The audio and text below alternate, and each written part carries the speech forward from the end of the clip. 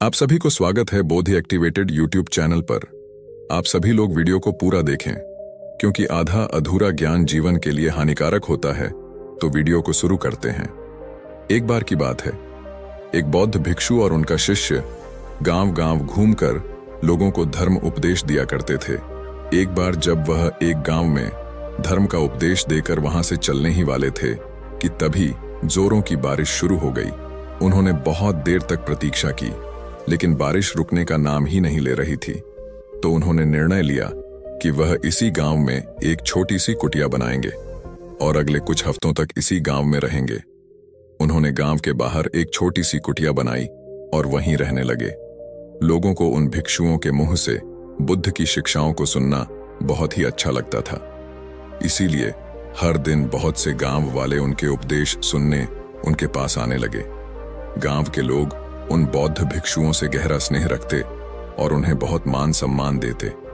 वह उनके खाने की व्यवस्था भी करते थे और बहुत से गांव वाले तो उपदेश सुनने के पश्चात उन्हें कुछ उपहार भी देकर जाते।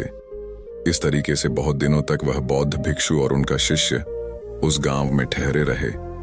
फिर एक दिन अचानक बौद्ध भिक्षु अपने शिष्य से कहते हैं कि हम बहुत दिनों से इस गांव में रुके हुए हैं, अब हमें यहां से चलना चाहिए। यह सुन शिष्य कहता है, लेकिन क्यों गुरुजी? हम यहाँ कितने अच्छे से तो रह रहे हैं, यहाँ के लोग कितने अच्छे हैं, यह हमें इतना मान सम्मान और उपहार भी तो देते हैं। क्यों ना हम यहाँ कुछ दिन और रुक लें और उसके पश्चात हम यहाँ से चले जाएंगे और तब तक हमारे पास बहुत से दान दक्षिणा और उपहार भी इकट्ठे हो जाएंगे। शिष्य के मुंह से ऐसी बातें सुनने के बाद गुरु ने कहा, नहीं, अब हम यहाँ और नहीं रुक सकते हैं। हम यहाँ पहले ही बहुत रुक चुके हैं और हमें धन और उपहारों के इकट्ठा करके करना भी क्या है। यह चीजें हम भिक्षुओं के किसी काम की नहीं है और हमें इनसे लगाव भी नहीं रखना चाहिए। हम तो त्याग के मार्ग पर चले हैं, फिर हमें इस धन का क्या करना है? गुरु ने शिष्य की आंखों में देखते हुए कहा, हम आज ही यहां से चलेंगे और जो कुछ भी उपहार भी मिला है वह सब कुछ यहीं छोड़ दो और खाली हाथ मेरे साथ चलो। शिष्य तो वो सारे उपहार अपने साथ ले जाना चाहता था, लेकिन वह गुरु की आज्ञा का उल्लंघन भी नहीं कर सकता था। इसीलिए वह जाते जाते कुछ चांदी के सिक्के बिना गुरु को बताएं अपने कपड़ों की पोटली में छिपा लेता है। जैसे ही वह कुछ दूर चले, उन्हें रास्ते में एक बहुत बड़ी नदी मिली। वह जिस गांव में धर्म उपदेश के लिए जाना चाहते थे, वहां तक पहुंचने के लिए उन्हें इस नदी को पार करना ही था।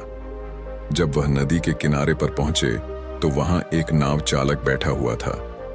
उसने दोनों भिक्षुओं को देखते ही कहा, मैं आपको यह नदी पार करा सकता। वैसे तो मैं लोगों से नदी पार कराने के 2 चांदी के सिक्के लेता हूं, पर क्योंकि आप लोग भिक्षु हैं, इसीलिए मैं आपको केवल 1 चांदी के सिक्के के बदले ही नदी पार करा दूंगा। क्योंकि भिक्षु और उनके शिष्य के पास चांदी के सिक्के नहीं थे, इसीलिए वह उस नाव चालक से बिना कुछ बोले चुपचाप नदी के किनारे आकर बैठ गए। हालांकि शिष्य ने चांदी के बहुत से सिक्के अपनी पोटली में छिपा रखे थे, लेकिन वह उन्हें निकाल नहीं सकता था, क्योंकि उसे डर था कि गुरुजी उस पर गुस्सा होंगे।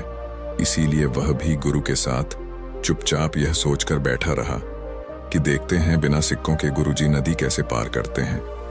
लेकिन गुरु यह सोचकर किनारे बैठे रहे कि हो सकता है कुछ देर बाद यह नाव चालक खुद ही बिना सिक्कों के उन्हें नदी पार करा दे, या फिर जिस गांव से वह अभी आए हैं वहां का कोई इंसान यहां से गुजरे और उनके हिस्से का किराया भी नाव चालक को दे दे।